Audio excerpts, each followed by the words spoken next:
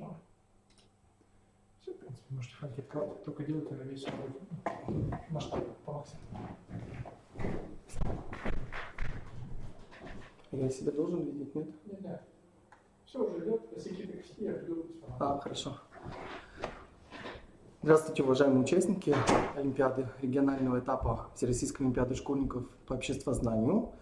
Вот, те, кто находится в Республике Коми, прежде всего. Сегодня мы с вами разберем задания, проведем анализ заданий, которые нам предлагались на первом и на втором этапе, первом и втором туре Олимпиады. Значит, Олимпиада у нас проводилась 4-5 февраля. И начнем мы с заданий первого тура. Ну, вообще, хочу сказать, что я уже второй год являюсь председателем регионального этапа Олимпиады по обществознанию, и, в принципе, структура Олимпиады, она осталась неизменной. Тип заданий один и тот же. Если в первом туре это работа с текстом и творческое задание, то второй тур он предполагает задание на да, нет. Это задания на ряды, это экономические, юридические, логические задачи. Также работа с текстом, работа с иллюстративным материалом и так далее. Так, задание первого тура. Что нам было предложено? Значит, на первом туре учащиеся 9, 10, 11 классов выполняли одно и то же задание. То есть задание было рассчитано сразу на 3 класса. Первое задание было связано с текстом. Текст был посвящен проблеме соотношения свободы и политики. Учащимся был предложен такой текст. И было необходимо ответить на вопросы после текста. Да, вот мы видим, в чем автор видит сложность понимания феномена свободы в теории политики. Укажите не менее 2 подходов к решению проблемы соотношения свободы и политики. Какие аргументы приводятся автором в пользу каждого из указанных подходов? Приведите не менее 1 аргумента для каждого подхода. Какой подход к решению проблемы с точки зрения авторов является наиболее верным? И 1.5 задания: сформулируйте не менее 3 положений, которые можно выдвинуть против позиции автора. Текст был нелегким, но большинство учащихся с этим текстом справились. Во всяком случае, смогли определить проблему, которую ставит автор, смогли обозначить подходы. В некоторых случаях они были явными, в некоторых случаях они были не совсем явными, но жюри каким-то образом постарались свести к тем ответам, которые были даны. Вот. Хочется также отметить, что члены жюри следовали при проверке работы олимпиадных заданий, олимпиадных работ, следовали строго букве закона, критериям, которые были им предложены. Вот. Но в то же время были максимально лояльными к учащимся. И там, где можно было за что-то поставить балл, то члены жюри, конечно же, на оценку не скупились. Так, значит, проблему я уже озвучил, это соотношение политики и свободы. Именно вот на протяжении всего текста автор, эта мысль прослеживается. Подходы, которые полагалось обозначить, которые были, значит, рассмотрены в тексте, это подходы.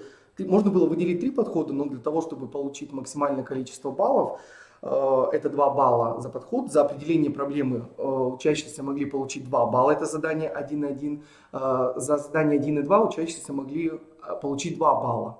Предполагается, что автор выделил 3 подхода. Это свобода не связана с политикой, понимается только как личностный феномен. Свобода реализуется вне общества. Второй подход — это свобода и политика противоположные.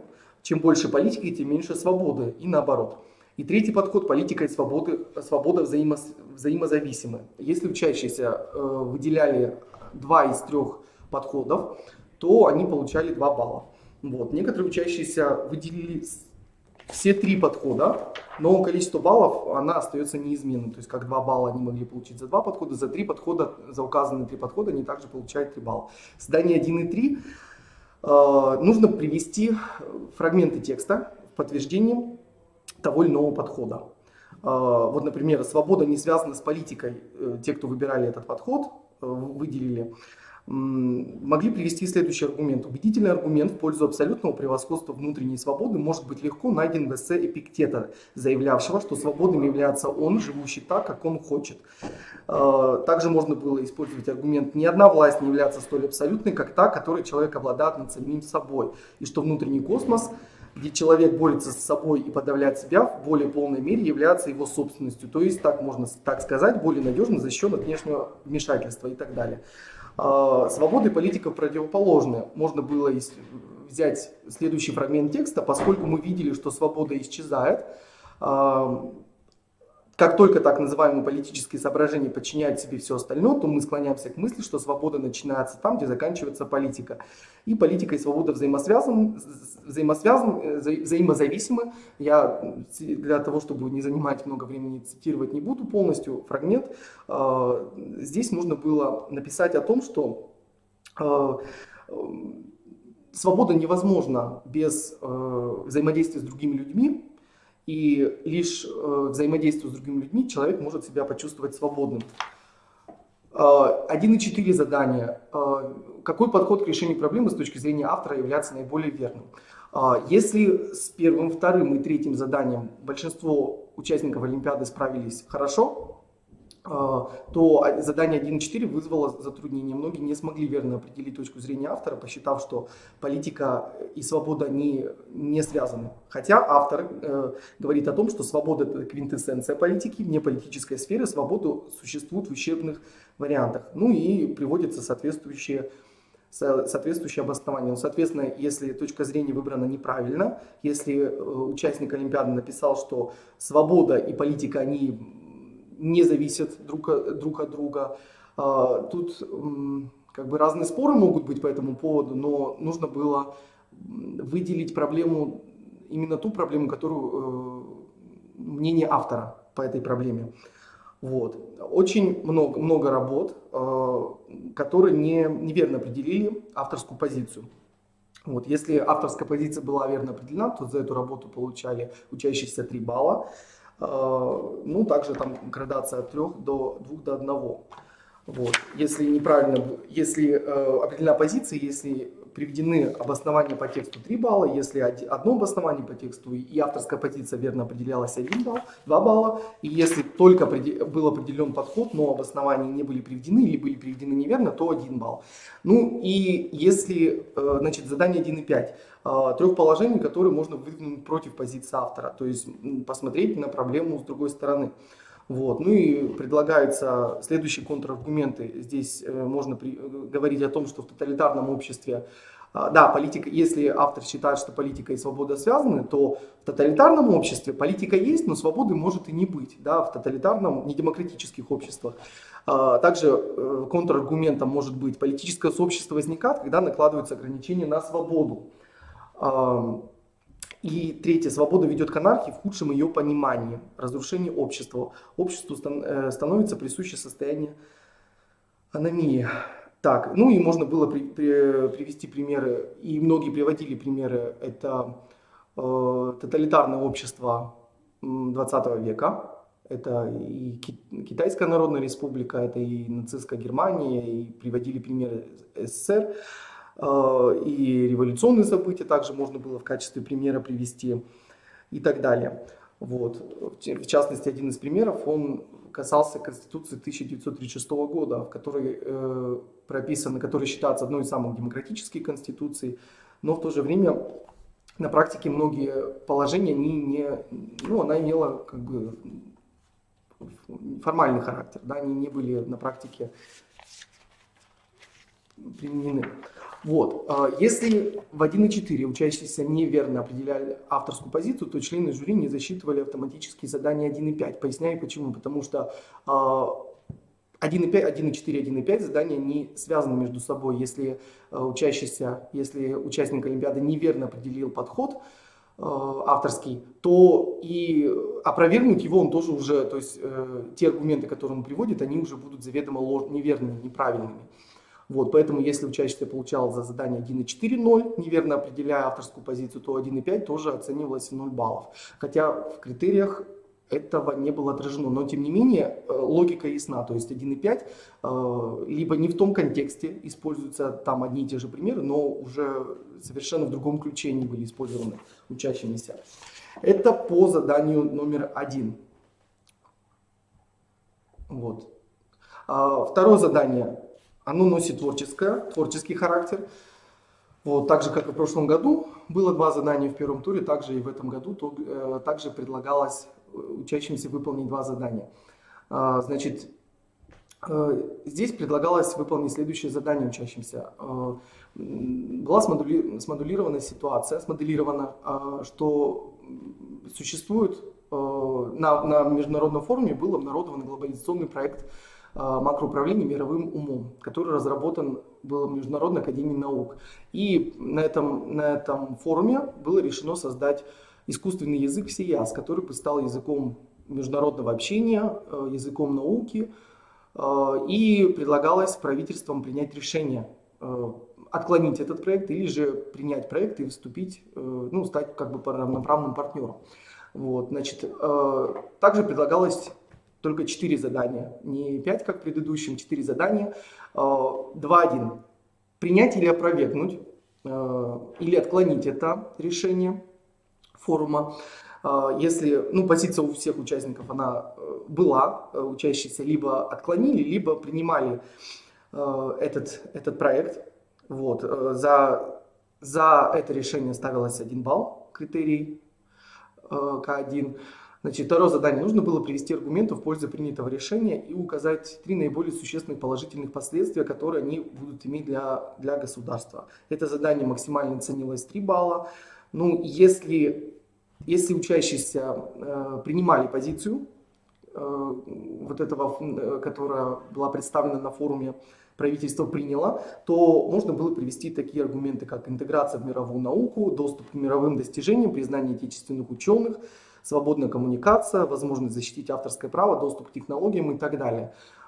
И некоторые писали это экономическое сотрудничество и многие-многие другие примеры приводили.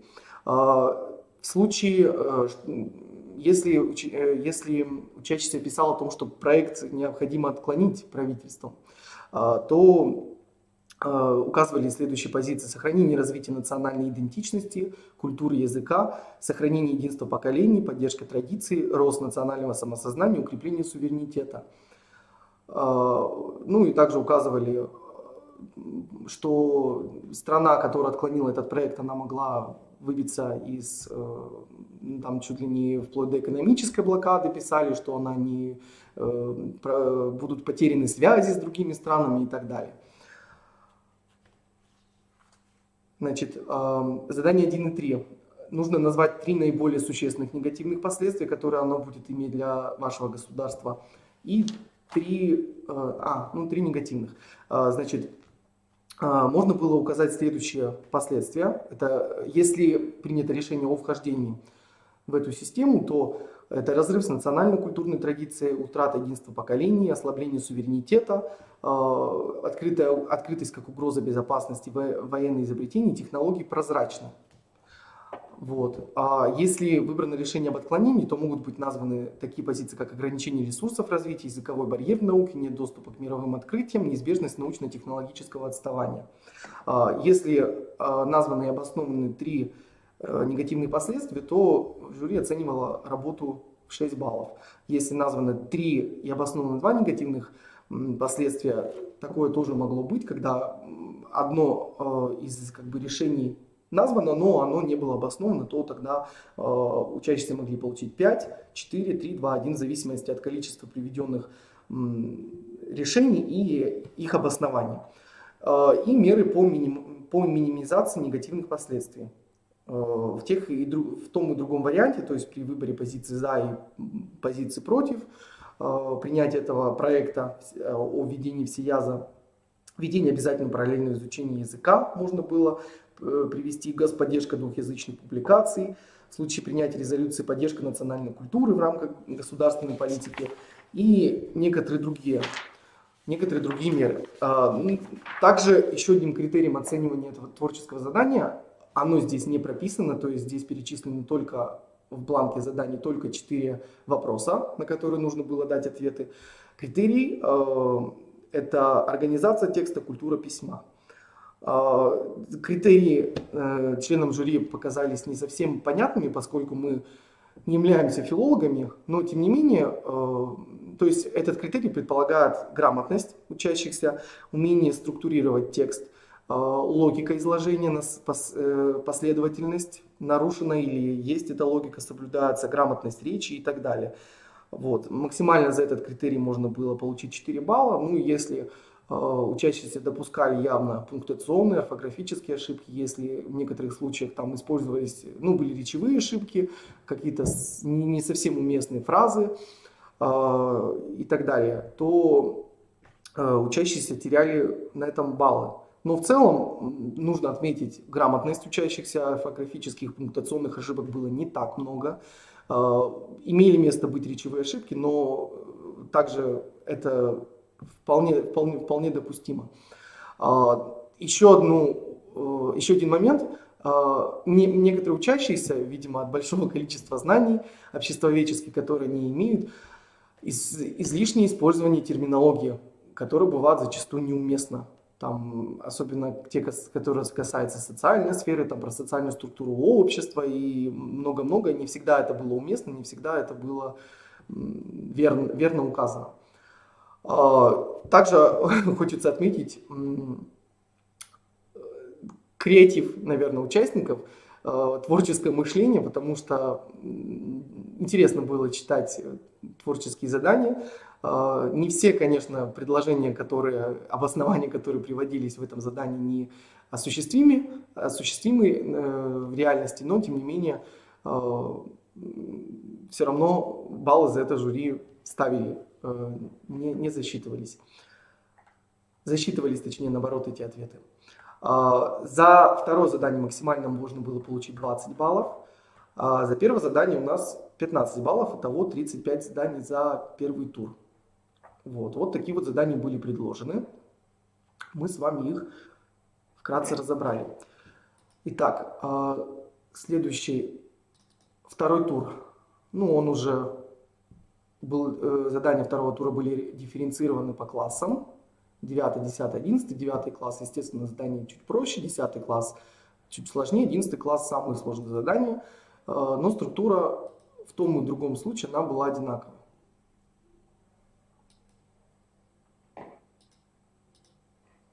Так.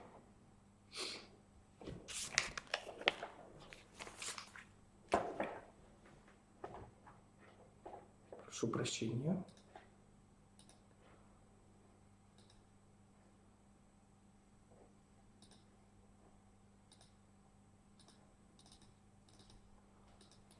Так, вот у нас задание. Значит, 9, 10, 11 класс. Начнем с 9 класса.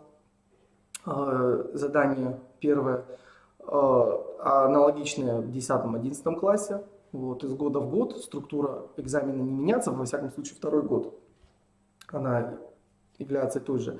Значит, 10 заданий было предложено. Мораль является регулятором социального поведения только в доиндустриальных обществах. Это утверждение неверно. Обязательным признаком государства является наличие собственной валюты, также неверный признак 1,3. Если в стране А запретили импорт автомобилей из-за границы, то это приведет к снижению цены автомобилей. В стране А это неверное утверждение также. 1,4 над совершеннолетним дееспособным гражданином, который по состоянию здоровья не способен самостоятельно осуществлять, защищать свои права и исполнять свои обязанности, может быть установлен патронаж. Да, верное утверждение. Налог, целью которого является сокращение неравенства в доходах, должен быть регрессивным. Нет. Неверное утверждение. 1,6 граждане Российской Федерации, совершившие преступление на территории иностранного государства, не подлежат выдаче этому государству. Это верное утверждение. 1,7 мягкая денежно-кредитная политика стимулирует выдачу банками кредитов. Нет. 1,8 феминизм ставит своей целью добиться преимущества для женщин в социальной сфере. Нет. 1,9 Конституция Российской Федерации принята всенародным голосованием. Да. И 1,10 девальвация валюты положительно влияет на рост экспорта. Это тоже верное утверждение. Задание на ряды. было два предложенных задания, 2.1.1, да, обобщающее понятие организатор, подстрекатель, пособник. Правильным ответом являются соучастники преступления, виды соучастия. 2.1.2. Предложите минимальный по объему обобщающее понятие, вбирающее в себя все ниже перечисленные. Это будет государственный служащий. Это будет минимальный по объему понятие, которое вбирает в себя все перечисленные. За задание 1, немножко вернусь обратно, можно было получить максимально 10 баллов, по 1 баллу за каждый правильный ответ. За задание 2.1.1 1 балл. За задание 2.1.2 также можно было получить 1 балл. Задание 2.2. Нужно определить институт по его признакам. Значит, назвать политический институт, который обладает признаками, не перечисленными ниже, и найти признак, который не является обязательно в ряду перечисленных. Ну и политический институт, который обладает перечисленными признаками, это, естественно, государство, поскольку здесь речь идет о признаках государства. И второй признак, который не является обязательным, это разделение законодательной и исполнительной властей, поскольку некоторые государства недемократические, они могут не предполагать этот признак. Но он, тем не менее, не является государственным. Задание номер 3 – это юридические задачи. Значит, здесь была задача про Салтана и Гвидона. Значит, основанием для возникновения права собственности в случае указанном это была переработка вещи. 3.1.1.2. У кого возникнет право собственности на ботинки? Правильный ответ: собственником станет Гвидон, у которого без его согласия использовали кожу для материала. Значит, и не изменится собственник ботинок, если Салтан использовал кожу без согласия Гвидона. 3.1.2. Строймонтаж, здесь буква пропущена. Значит, ответом на это задание я условия зачитывать не буду. Девятиклассники, я думаю, прекрасно помнят условия задания. Значит, за это задание можно было получить 4 балла максимально, если было указано о том, что в данном случае идет речь о мошенничестве, которое совершено группой лиц по предварительному сговору. Ну и если приведено обоснование, вот, кроме ответа должно быть еще обязательно обоснование, это одно из требований, да, ответ обоснуйте, также можно было получить 1 балл. Экономическая задача, несколько было экономических задач. Значит, первый автомобильный кредит нужно было высчитать. Задача несложная, простая. Нужно было выполнить несколько математических действий для того, чтобы определить, сколько семья должна будет вернуть банку. Да? Мы должны определить, сколько будет 10% годовых, ну и посчитать их, умножить на 5 полученное количество и прибавить затем 500 тысячам. Правильный ответ: 750 тысяч рублей. Некоторые учащиеся справились с этим заданием, некоторых вызвало затруднение. Покупка квартиры, налоговые вычеты. Эта задача была сложнее. Правильным ответом задачи было: за прошлый год нужно было заплатить 156 тысяч рублей, за текущий 104 тысячи рублей. Также кто-то из девятиклассников смог справиться с этим заданием, кто-то не смог. Стоит отметить, что задания интересные, и они максимально приближены к жизни. Да? Все равно кредит в жизни нам приходится иногда высчитывать. Также налоговые вычеты тоже с этим неоднократно мы сталкиваемся и так далее. Значит, логические задачи тоже они традиционно бывают в олимпиадных заданиях. Задание 3.3.1, правильный ответ А. Некоторые философы знают таблицу умножения, но является, оно следует из Б и из С утверждений. 3.3.2, ректор, это задание на отрицание. Значит, в данном случае было 5 отрицаний, поэтому правильный ответ не означает. То есть ректор не поддерживает прогулы студентов в данном случае, потому что здесь есть 5 отрицаний, 4 сокращаются и остается 1. Максимально можно было за это задание получить 2 балла, за предыдущую логическую задачу 1 балл. Сотрудники авиакомпании. Тоже очень интересное задание. Здесь нужно было описать последовательность действий, в ходе которых можно было определить, кто является из перечисленных сотрудников пилотом, штурманом, бортмехаником, радистом и синоптиком. Значит, секундочку. Бортмехаником у нас Гусев является пилотом, Воробьев бортмехаником, Дроздов радистом, Ласточкин штурманом, Уткин синоптиком.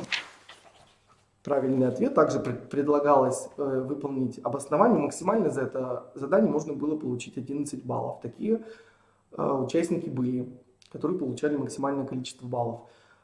Четвертое задание. Нужно прочитать диалог и определить, о чем предмет спора участников диалога, а также назвать теории, на которые опираются участники диалога. В данном случае речь шла о происхождении государства, о теориях происхождения государства. Один участник отстаивает божественную теорию происхождения государства, а второй участник договорную теорию государства. Максимально за это задание можно было получить 3 балла. Так, ну за предмет спора 1 балл и за название теории, о которых идет речь в этом споре, по 1 баллу, и всего получается сумма 3 балла. Пятое задание. Нужно было определить понятие, которое пропущено в высказываниях великих мыслителей, писателей. Это понятие было меланхолия. И на выбор здесь предполагалось определить, какое высказывание из указанных мыслителей вам кажется наиболее важным и интересным. То есть здесь изначально правильного ответа не было на это задание. Ну, то есть понятие, понятно, это меланхолия, но высказывание можно было выбрать абсолютно любое. Главное, верно интерпретировать мысли автора. Вот. За это задание можно было получить максимально 3 балла. То есть 1 балл за указание термина меланхолия и до 2 баллов за грамотное выстроение обоснования. Задание на иллюстрацию. Также многие справились с этим заданием. Нужно было распределить изображения по 3 группам. Значит, каким образом нужно было распределить эти изображения? Изображение под буквой В, под буквой Д и под буквой Ж. Здесь изображен исполнение религиозного культа. Да? Допустимо шествие, молитвы, собрания.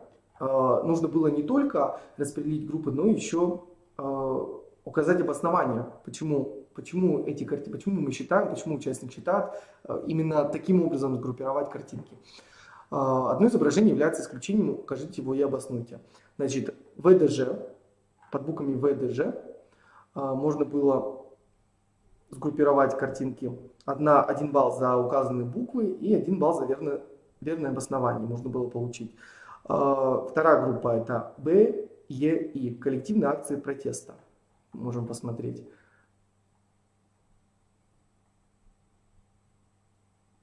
Б, Е, И. Коллективные акции протеста. Допустимо также протестные митинги, демонстрации. Это тоже ответ учитывался.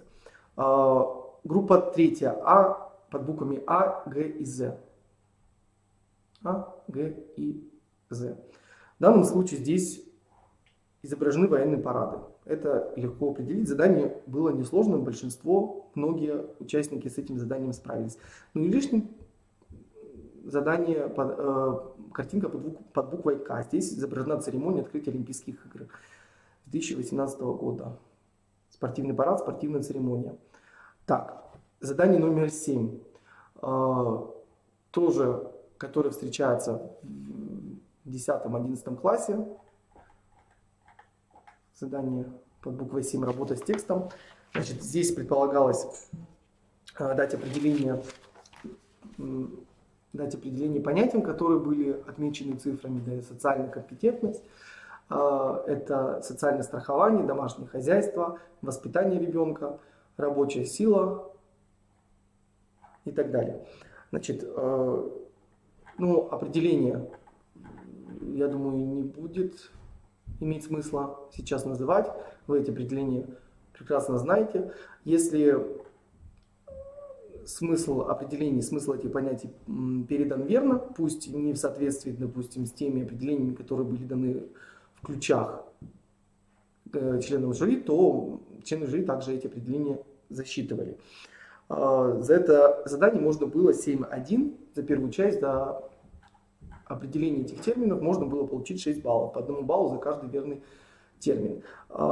Также нужно было сформулировать важнейшие функции семьи, которые ей присущи.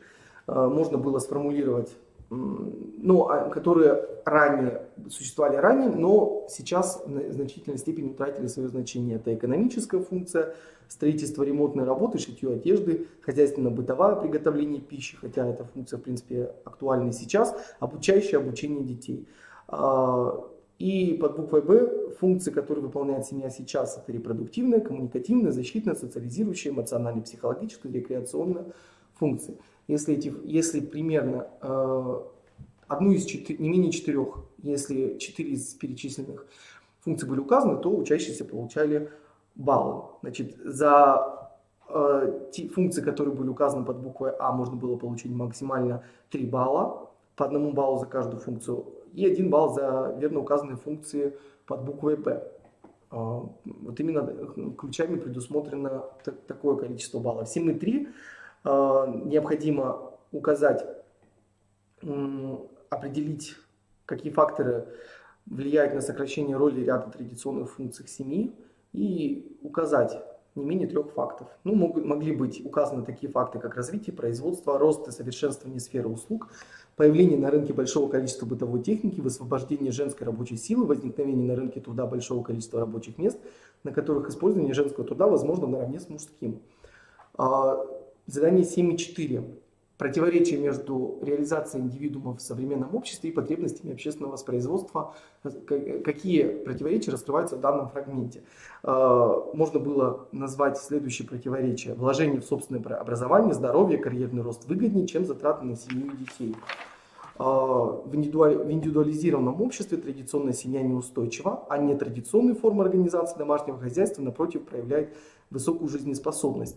Также можно было указать следующее противоречие. При долгосрочных перспективах развития экономики, политики, наука, семейный традиционный уклад является базовым, фундаментальным, так как качественные изменения в указанных выше сферах обеспечиваются индивидуумами, которые обладают определенными ценностными установками, интеллектом, физическим, духовным здоровьем, знанием традиционных основ данной цивилизации. По 1 баллу за каждое верное противоречие, того можно было получить 3 балла за это задание. Значит, задание 7.5. Последнее. Здесь в данном случае нужно было сформулировать тенденцию развития домашних хозяйств в США на протяжении 70-х, 2000-х годов и указать промежуток, в который эта тенденция проявляется ярче всего, и, значит, обосновать вывод.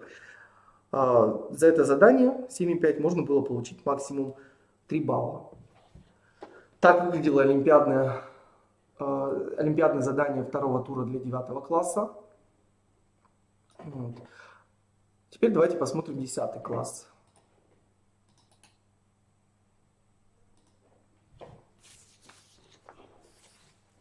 10 класс.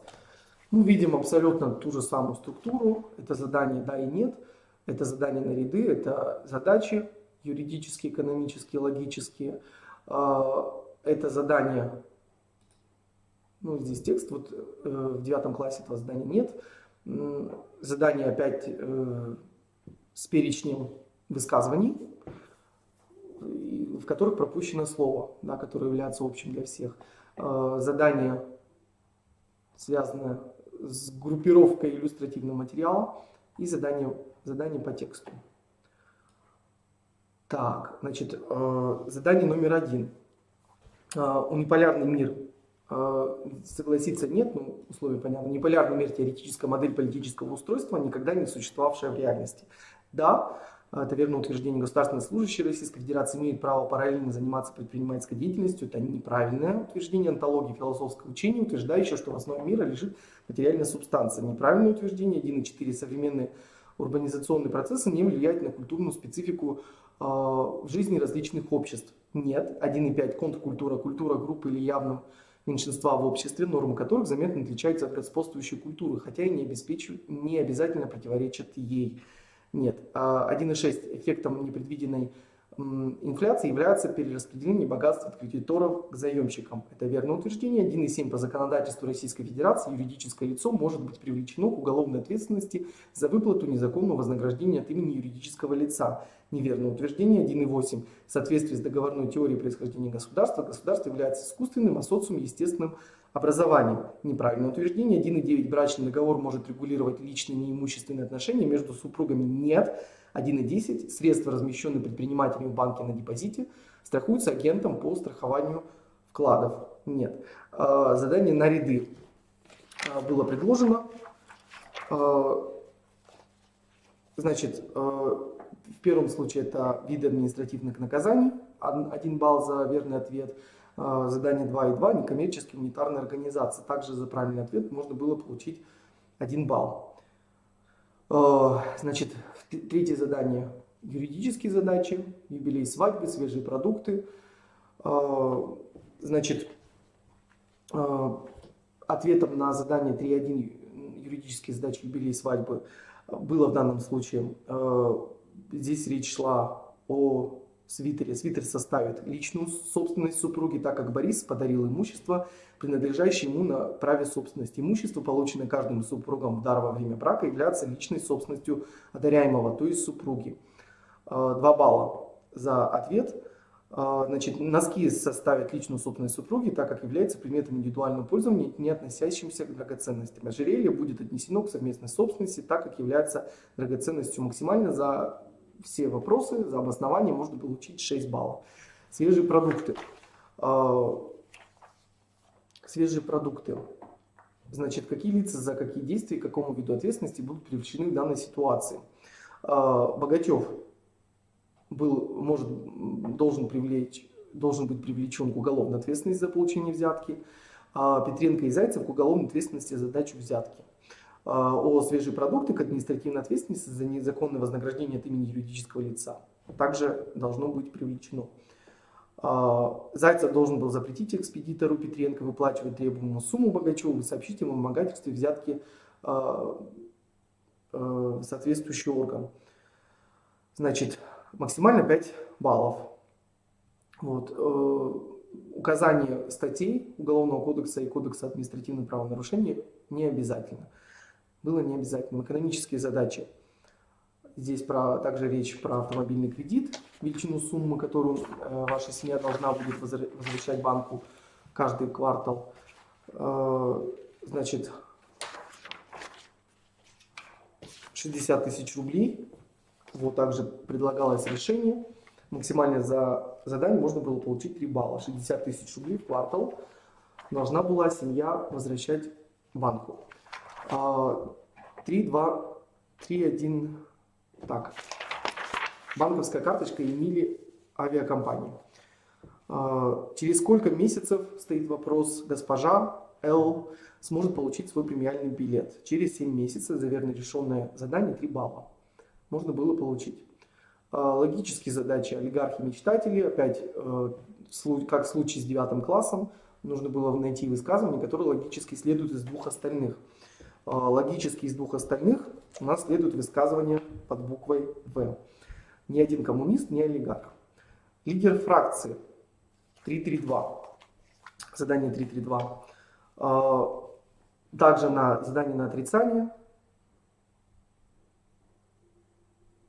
Вот, означает ли, что он за коррупцию? Не означает. Опять же, здесь 5 отрицаний. Ну и после сокращения 1 отрицание остается.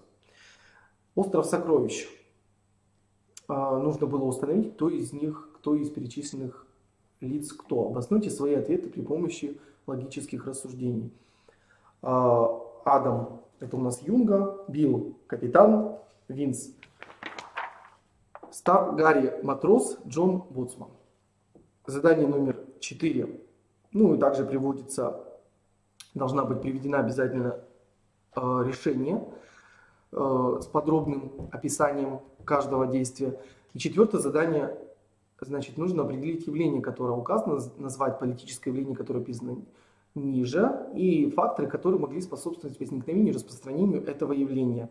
Явление – это международный терроризм, обстоятельства, условия, в которых развивался международный терроризм, могли указаны быть, например, расширение или стирание границ в эпоху глобализации и превращение терроризма, террора на государственном уровне в угрозу глобального масштаба, технологическое развитие.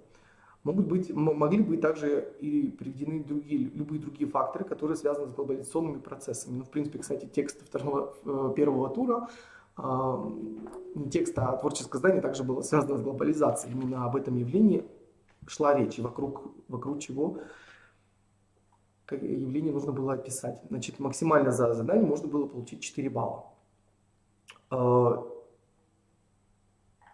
Значит,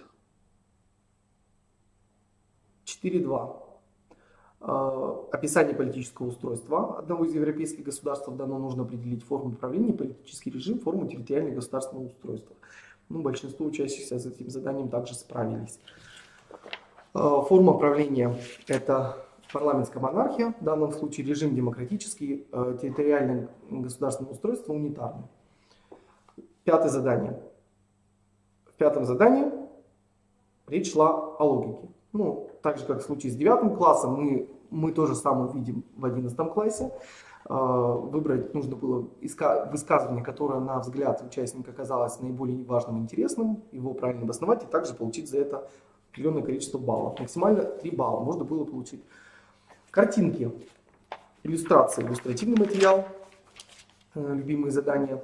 Значит, первая группа, которую можно было выделить, задание, это картинки под буквами А, Г и З. Это святыни, сакральные объекты, их функция быть объектом религиозного культового поклонения и почитания. В отличие от 9 класса, здесь нужно было не только указать картинки, которые вы группируете, ну и обосновать почему, но еще указать функцию. Для чего они нужны? Значит, А, Г и З. Святыни, сакральные объекты, функция быть объектом религиозного культа, поклонения и почитания. 0,5 баллов за правильно указанные буквы. Вот, соответственно, если одна из букв была неверно определена, то уже участник балл не получал. И 1 балл за верное указание функции. Вторая группа – это картинки под буквами Б, Е и И. Это предметы роскоши, функция статусного, демонстративного, престижного потребления. Опять такие же критерии оценивания. И следующий ВДЖ. Буква В, картинка под буквой В, Д и Ж. Значит, это произведение искусства, экспонаты музейной коллекции, значение представляет культурную ценность. Функция быть наследием человечества, национальным, региональным и тому подобное, хранить коллективную память об историческом художественном периоде. Значит, те же самые критерии оценивания. Исключение – картинка под буквой К. Это сувенир. Значит, задание номер 7. Опять также анализ текста. Также в задании 7 предполагалось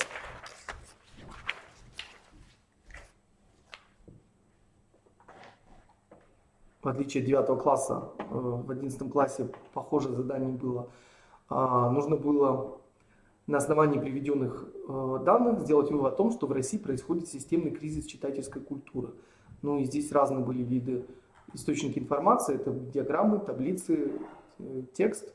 И, значит, нужно было правильно обосновать. Значит, ответом на основании приведенных фактов такой вывод сделать нельзя. Нельзя было сделать такой же вывод. 2 подхода к решению этой проблемы. Под задание 7.2 нужно было указать это: народ должен читать больше, иначе ему грозит полная деградация. Для этого нужно продвигать книгу и чтение. Или активное чтение общественно полезной литературы – это подход, базирующийся на сверхценности книги и чтения, снимающий ответственность со всех социальных институтов за исключением одного. Второй подход – это вовлеченность родителей в процесс развития читательской грамотности. Ну и должно быть приведено следующее обоснование. 3 балла за 7.2 задания. За предыдущее задание можно было получить 3 балла максимально. 7.3. Здесь нужно указать методы исследования, которые в качестве основного, которые могут быть Какие иные методы могут быть использованы для оценки уровня читательской грамотности? Вот если были указаны методы, это могли быть и опрос, и анкетирование, интервью, фокус-группа и так далее. Некоторые учащиеся опрос в социальных сетях указывали, и другие методы. Вот, они, в принципе, также являются верными.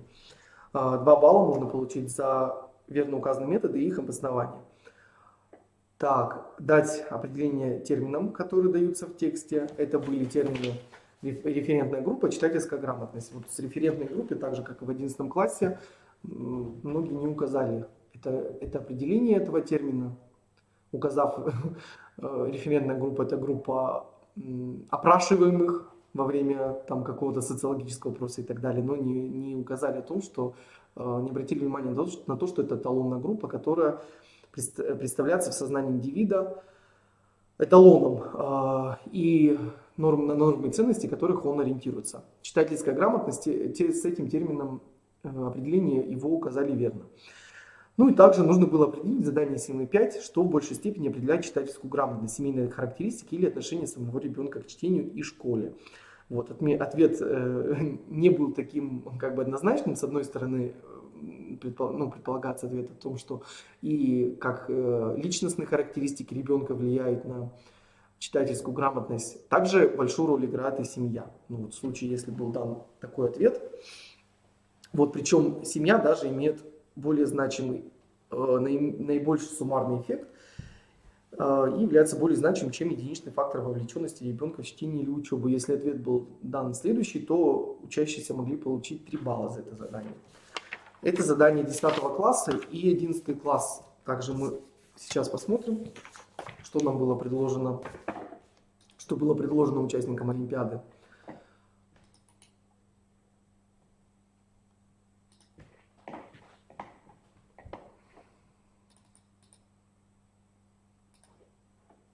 Абсолютно то же самое, что в 9 и 10 классе. Задание «да» и «нет». Согласиться, опровергнуть утверждение. Значит, первое утверждение: общество вполне может и не обладать собственной системой управления и социальных норм. Это неправильное утверждение. Не является преступлением причинения вреда охраняемым уголовным законом интересам при обоснованном риске для достижения общественно полезной цели. Верное утверждение. Третье. Коррупция в бизнесе способствует привлечению иностранных инвестиций. Нет. 1.4. Подъем экономической активности, рост рыночной конъюнктуры после рецессии до прежних уровней называют стадией развития бума экономического цикла. Неверное утверждение. 1.5. По Максу Веберу протестантизм способствует формированию основного фактора развития западноевропейского капитализма. Особое отношение к труду, когда целью усилий капиталиста является извлечение прибыли для увеличения собственного благосостояния. Неверное утверждение. 1.6. Характеристиками общества как системы является главным образом ее непредсказуемость, предсказуемость, линейность, самодостаточность, завершенность. Это неверное утверждение. Высокая доля импорта в экономике способствует уменьшению вертикальной интеграции в экономике страны. Верное утверждение. Суфражизм — движение, борющееся за эмансипацию рабочего класса. Неверное утверждение. Компромиссы по спорным вопросам религиозной веры ради преодоления разногласий способствуют замедлению процесса секуляризации. Неверное утверждение. 10. Аксиология — это учение о гармоничном сочетании телесной красоты и духовных добродетелей. Это также неверное утверждение. Задание на ряды, так же как в 9 и 10 классах. В данном случае лишним в ряду будет незаконное предпринимательство, так как все остальные относятся к преступлению коррупционной направленности. Вот. Если другое обоснование давалось, то ответ не засчитывался, поскольку нужно было за это задание максимально можно получить 1 балл, и этот балл получал учащийся в случае, помимо верного ответа, еще и верное обоснование, приведение верного обоснования. 2.2. Соучастники преступлений, виды соучастия. Юридические задачи, значит, благотворительный фонд «Одаренные дети». Нужно квалифицировать действия указанных лиц и обосновать ответ. В данном случае говорится о том, что Сидоров получил взятку, а Петухов дал взятку, который был директором общества с ограниченной ответственностью информационной системы, и Сидоров, он был посредником при взяточничестве, при получении взятки. Вот. значит, в случае приведения верного обоснования и квалифицирования действий указанных лиц можно было получить 4 балла. Административное правонарушение. В данном случае нужно было исправить ошибки. Вот в 9-10 классе такого задания не было. Значит, в тексте нужно было найти ошибки. Среди ошибок в данном тексте была, например, ошибка о том, что кроме административной ответственности, она может быть установлена за нарушение норм различных отраслей права. В тексте же указано, что только за нарушение норм административного права, хотя это не так. За, например, нарушение норм Уголовного кодекса также может быть административная ответственность, привлечено лицо. Лицо может быть освобождено об административной ответственности комиссии по делам несовершеннолетних и защите их прав. Еще одна ошибка: назначение административного наказания юридическому лицу не освобождает физическое и наоборот. Вот фраза была указана, она является неверной. Здесь есть ошибка. Значит, материальный состав предусматривает наступление последствий, а указан состав формальный. Формальный состав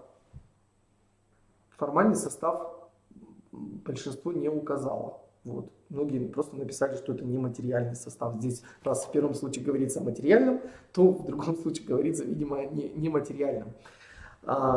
Посчитали участники Олимпиады.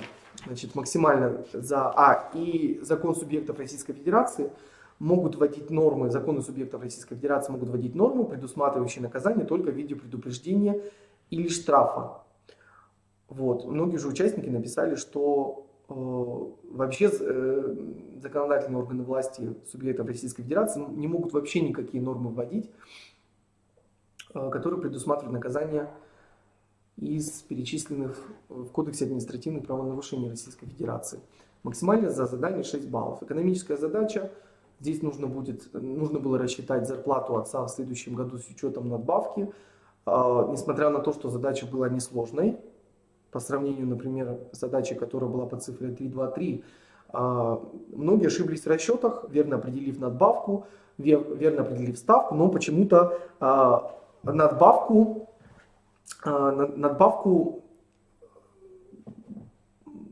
посчитав из ставки до повышения. Вот, хотя в условии задания сказано, что ставка, она является, значит, надбавка является неизменной. Вот, да, здесь указано. Вот, правильный ответ 86 тысяч рублей. Вот, у многих получилась цифра другая. Опять же, из-за того, что делали ошибку в расчетах. Дисконтные карты. Значит, нужно было посетить салон красоты не менее 7 раз. Не менее 7 посещений для того, чтобы получить выгоду от приобретения дисконтной карты. Налог на добавленную стоимость. В данном случае здесь спор 2 одноклассников. Вот, и из 2 одноклассников был прав Василий. Налоговые отчисления вырастут на 11,11%. 2 балла можно было получить за это задание. Логические задачи, вот, идентичные заданиям в 9-10 классе 3.3.1 романтики.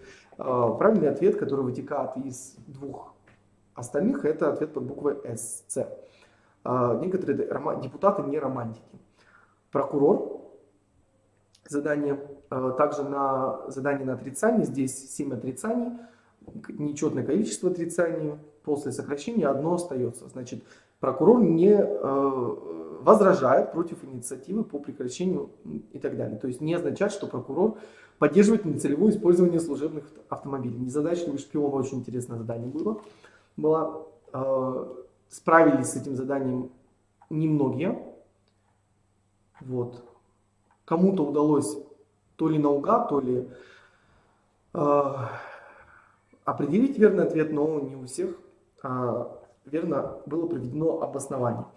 Значит, в данном случае правильным ответом будет адрес. Незадачливый шпион, я вкратце расскажу о условии задания, что есть несколько спецслужб, которые знают, у каждой из них есть определенная информация о шпионе. который очень опасен для международного сообщества дебошир.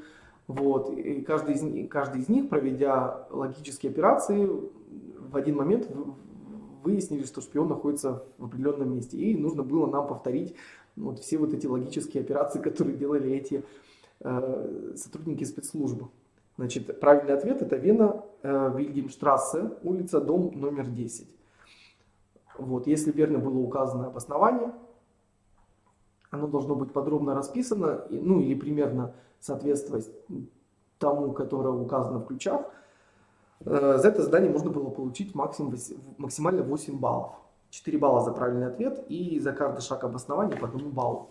Задание номер 4. В этом задании нужно было определить, так, 4.1 проскочил, найти ошибки и исправить их. Значит, здесь говорится, вот в первом задании почему-то многие посчитали, что это ошибка, хотя никакой ошибки в первом фразе нет. Под контролем государства оказываются все сферы жизни общества. Так как речь идет об авторитарном государстве, то авторитарное государство значительно мягче, чем тоталитарное, и некоторые сферы жизни общества, они могут быть свободными. То есть, значит, следующее, где есть ошибка: для осуществления тотального контроля власть прибегает к террору. Власть при осуществлении, во-первых, нет тотального контроля в авторитарном государстве, и также к террору государство не прибегает. О свободе граждан в таком государстве не может быть и речи. Здесь также личная свобода граждан в авторитарном государстве возможна.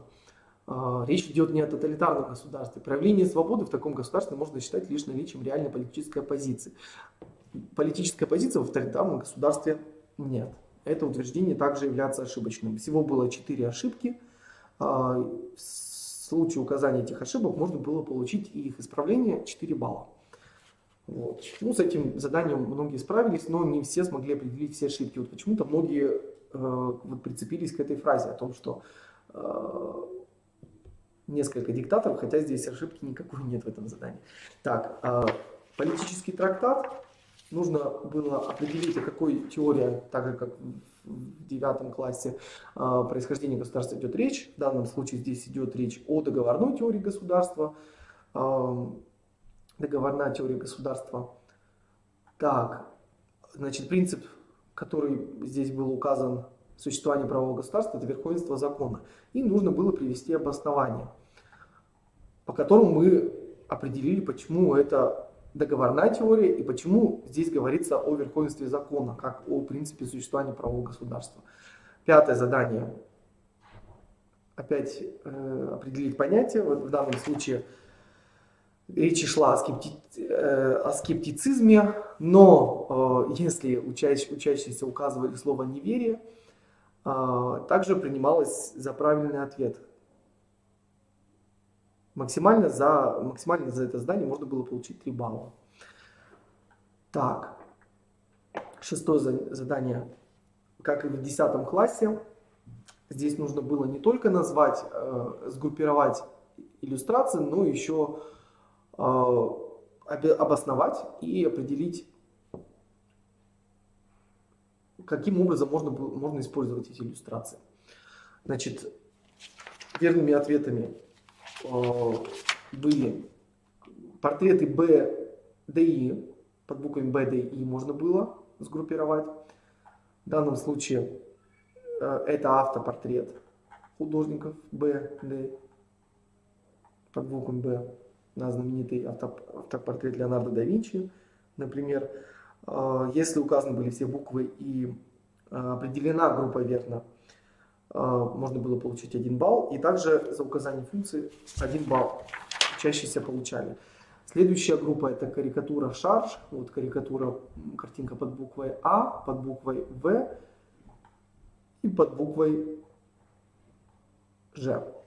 Да, карикатура шарж. Да, у нас здесь изображены наши знаменитые русские писатели, известные. Лев Николаевич Толстой, да? Федор Михайлович Достоевский, Николай Васильевич Гоголь. Используется ради публичного комического эффекта, чтобы зрители посмеялись над публичной персоной и социально-политической проблемой. Если обоснование было дано похожее, то за него также учащиеся получали баллы. И наконец, третья группа Г под буквами Г, З и под буквой К. В данном случае агитационный плакат используется в качестве инструмента пропаганды и привлечения внимания людей к социальной проблеме. Исключением является картинка под буквой Е. Здесь за исключение давался 1 балл, но не все смогли правильно обосновать. То есть картинку-то указывали, но, к сожалению, члену жюри, следуя критериям указанным, они не могли дать балл, поскольку не было указано, что это предмет декоративно-прикладного искусства. Ковер ручной работы в данном случае изображен, мы здесь видим. Да, ну, многие указали, что изображен известный деятель, основатель социалистической идеологии, да, марксистское учение. Значит, максимально за это здание 7 баллов можно было получить. Текст абсолютно такой же, как и в 10 классе. Те же самые задания. Я еще раз озвучу их.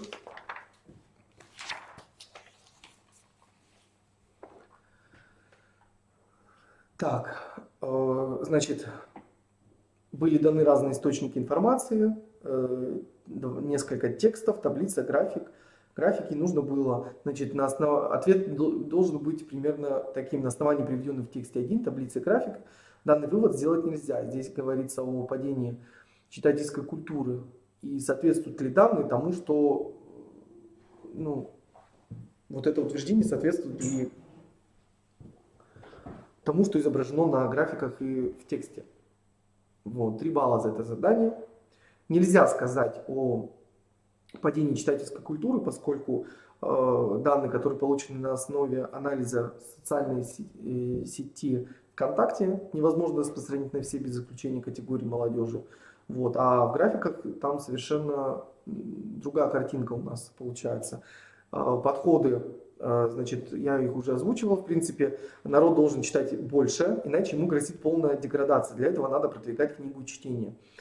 Или активное чтение общественно полезной литературы, подход, базирующийся на сверхценности книги и чтения, снимающий ответственность со всех социальных институтов, за исключением одного. Второй подход – вовлеченность родителей в процесс развития читательской грамотности. Ну, также там, можно, кто-то писал про семью, но это одно и то же. Обоснование, значит, 7,3. Методы, о них я тоже уже говорил, опрос, тестирование, можно было указать, анкетирование и так далее. Интервью, фокус-группы. Вот, если их участники правильно обосновали, то за это получали баллы.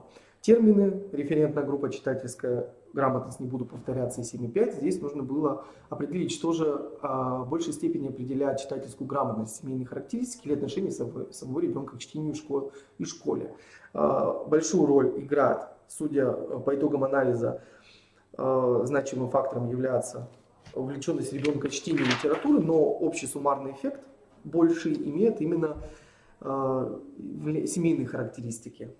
Вот за это задание можно было получить 3 балла. Вот такие вот задания были предложены участникам Олимпиады.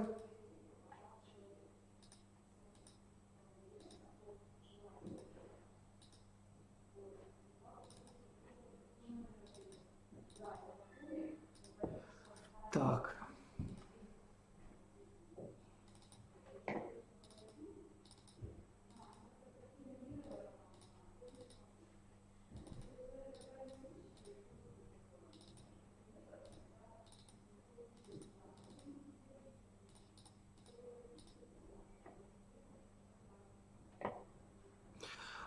Ну, на этом наш вебинар подошел к концу.